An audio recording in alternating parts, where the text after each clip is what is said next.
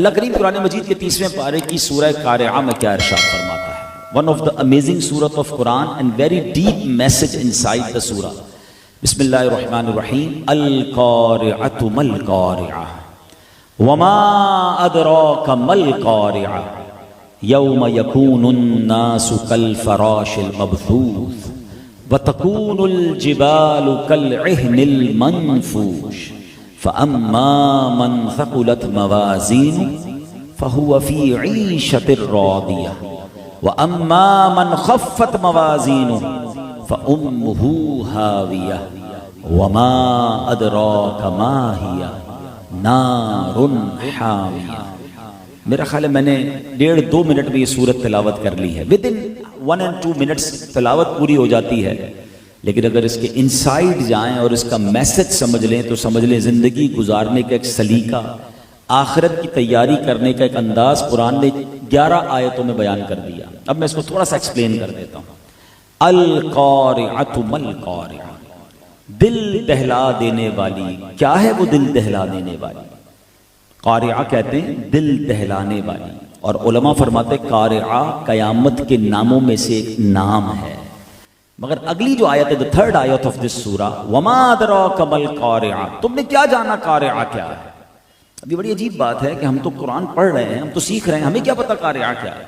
لیکن یہ قرآن کا ایک اسلوب ہے، actually is a beautiful style of Quran, کہ جب کسی بات کو انفسائز کرنا ہوتا ہے، کسی بات کی اہمیت اجاگر کرنی ہوتی ہے، قرآن پہلے سوال کرتا ہے اور پھر قرآن ہی جواب عطا فرماتا ہے. جیسے ایک اور جگہ آپ پڑھتے ہیں انا انزلناہ فی لیلۃ القدر وما ادراک ما لیلۃ القدر، تم نے کیا جانا لیلۃ القدر کیا ہے؟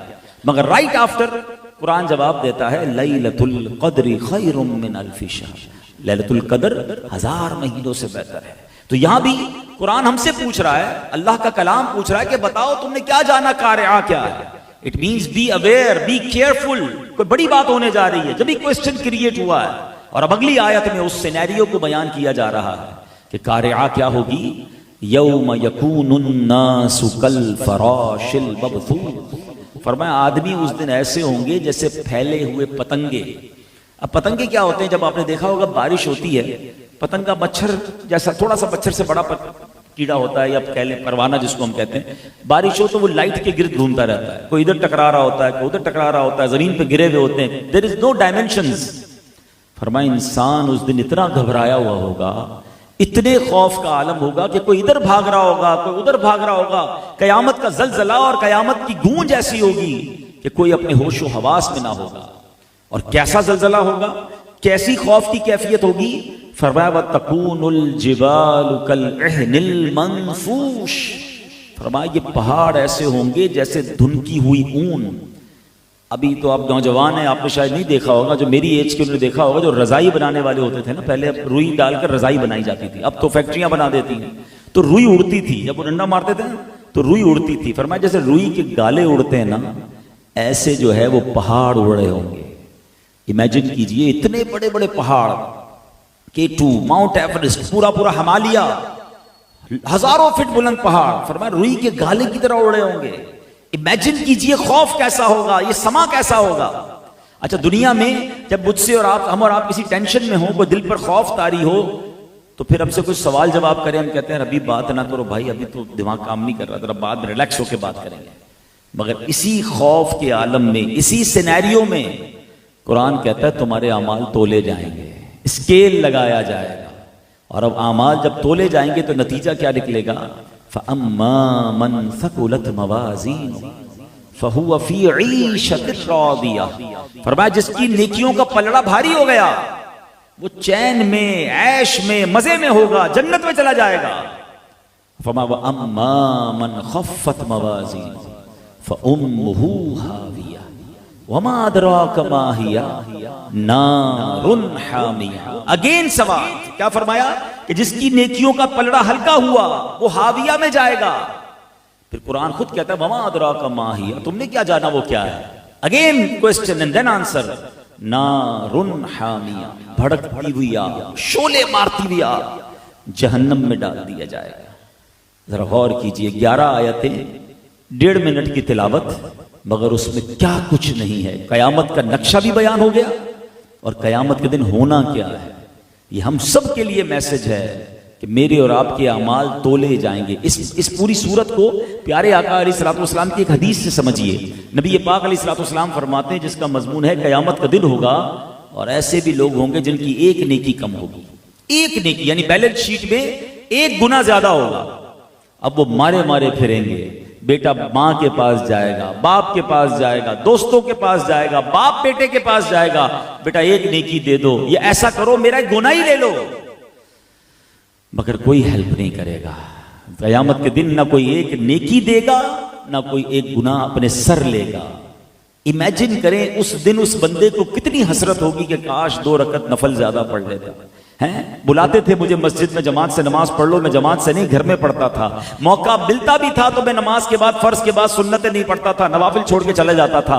کاش 2 بار کلمہ زیادہ پڑھ لیتا، کاش ایک تسبیح درود پاک کی پڑھ لیتا، کاش وہ نیکی کر لیتا، یا اس کو یہ یاد آئے گا کہ کاش وہ والا گناہ نہ کرتا، کاش میں اپنے موبائل پر حرام نہ دیکھتا، کاش جھوٹ نہ بولتا، کاش گالی نہ نکالتا۔ یا تو گناہ کم ہو جاتے نا، دیکھیں بیلنس شیٹ تو ایسے ہی بنے گی کہ یا تو گناہ کم ہو جائیں تو نیکیاں زیادہ ہو جاتی ہیں، مگر اس دن نہ تو وہ گناہ ڈیلیٹ کر سکے گا، نہ گڈ ڈیڈز نیکیوں کو ایڈ کر سکے گا، اور ہوگا کیا کہ ایک نیکی بھی کسی کی کم ہوئی تو اسے جہنم میں جانا ہوگا۔ اب آپ غور کیجئے فکر کیا ہونی چاہیے۔ ایک سوال چھوڑ کے جا رہا ہوں اپنے آپ سے بھی اور آپ سے بھی، جواب مجھے مت دیجیے گا، اپنے آپ کو دیجیے گا کہ اگر آج میرا انتقال ہو جائے، ہو تو سکتا ہے نا، اگر آج میں دنیا سے چلا جاؤں تو میری نیکیاں زیادہ ہیں یا میرے گناہ زیادہ ہیں؟ اپنے آپ سے سوال کر لیں، اور اگر سچا جواب آئے نا دل سے کہ نہیں بھائی ابھی مرنا نہیں ہے، ابھی تو گناہ زیادہ ہیں، ابھی تو بڑی نمازیں قضا کر لی ہیں، ابھی تو حرام بھی کما رہے ہیں، ابھی تو غلط باتیں بھی ہو رہی ہیں، پہلے توبہ کرنی ہے، تو پھر انتظار کس بات کا ہے؟ آپ دنیا کی بیلنس شیٹ تو روز چیک کرتے ہیں، ہر مہینے چیک کرتے ہیں، اور کسی کی مائنس میں جائے تو اسے ٹینشن ہو جاتا ہے، لیکن اگر دنیا میں کسی کی بیلنس شیٹ مائنس ہو جائے نا تو اس کو جناب کوئی نہ کوئی ہیلپ آؤٹ کر کے کھڑا کر سکتا ہے۔ قیامت کے دن تو رشتہ دار بھی ساتھ نہیں دیں گے، مجھے خود ہی کچھ کرنا ہوگا نا۔ تو دنیا دارالعمل ہے، وہاں نہیں ہو سکے گا عمل، وہ دارالجزا ہے۔ Today is the time of action, tomorrow will be the time of accountability, وہاں ایکشن نہیں ہو سکے گا نا۔ تو یہاں ہم نے توبہ کرنی ہے، یہاں نیکیاں کرنی ہے کہ میری آخرت کی بیلنس شیٹ پازیٹیو رہے، نیگیٹو نہ ہو۔ اب کسی کے ذہن میں یہ سوال آ سکتا ہے کہ یار اتنی زندگی گزر گئی، گناہ تو بہت سارے ہیں، نیکیوں کو تو ہمیں پتہ بھی نہیں نا قبول ہوئی کہ نہیں، کیونکہ ہماری نیکیوں میں ملاوٹ بہت ساری ہو جاتی ہے، شیطان بہت ساری نیتیں شامل کر دیتا ہے، تو نیکیوں کا تو پتہ نہیں ہے، گناہ بہت سارے ہیں، تو ہوگا کیا؟ دیر از اے وے، یس دیر از اے وے، ایک طریقہ ہے، اور وہ کیا پیارا طریقہ ہے، اور وہ ہے سچی توبہ۔ حدیث پاک میں آتا ہے التائب من الذنب کمن لا ذنب له، گناہوں سے توبہ کرنے والا ایسا ہے جیسا اس نے گناہ کیا ہی نہیں ہے، یعنی نل اینڈ وائڈ، زیرو ہو جاتا ہے انسان کے سارے گناہ۔ سچی توبہ، ایسا نہیں کہ بس وہ گالوں پر چپت مالے یا اللہ میری توبہ، اور پلان کل بھی وہی ہے جو پہلے کر رہے تھے، وہ سارے غلط کام کرنے کا ارادہ ابھی بھی وہی ہے، عید کے پروگرام ابھی سے بنا لیے ہوں گے لوگوں نے، اور پھر توبہ بھی کر رہے ہیں۔ یہ کیسی توبہ ہے؟ توبہ کے 3 ارکان یاد کر لیجئے، اگر آپ کو سچی توبہ کرنی ہے نا تو توبہ کے 3 ارکان ہیں۔ ایک تو یہ کہ بندہ اپنے گناہ پر شرمندہ، موجودہ کنڈیشن میں وہ گناہ چھوڑ دے اور آئندہ نہ کرنے کا پکا ارادہ ہو، پھر توبہ کرے، اللہ اپنے کرم سے اس کے گناہوں کو معاف فرما دے گا۔ گناہ کا ارادہ رکھتے ہوئے توبہ کرنا ایسا ہے کہ میں کسی سے کہوں بھائی یار مجھے غلطی معاف کر دینا، میں نے آپ کو پرابلم دی تھی مگر کل پھر بھی دوں گا، تو پھر معافی کل ہی مانگ لینا بھائی جب کل پھر ارادہ ہے تمہارا کرنے کا۔ تو یہ کیسی معافی ہے؟ معافی یہ ہے کہ یا اللہ اب نہیں کروں گا، اور پھر اللہ نہ کرے گناہ ہو جائے پھر توبہ کرے، تو سچی توبہ گناہوں کو معاف کر دیتی ہے۔ تو خدا کے واسطے سورہ قارعہ کا یہ پیغام لیجئے کہ قیامت کے دن جو میزان لگے گا نا، اس دن ہمیں شرمندہ نہیں ہونا ہے، ہم نے اپنی نیکیوں کے پلڑے کو بھاری کرنا ہے۔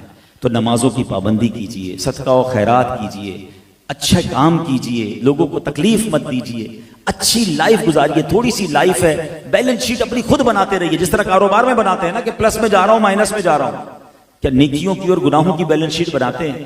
اس پر غور کرتے رہیے۔ اللہ مجھے بھی اپنی زندگی ایسی گزارنے کی توفیق عطا فرمائے، آپ کو بھی۔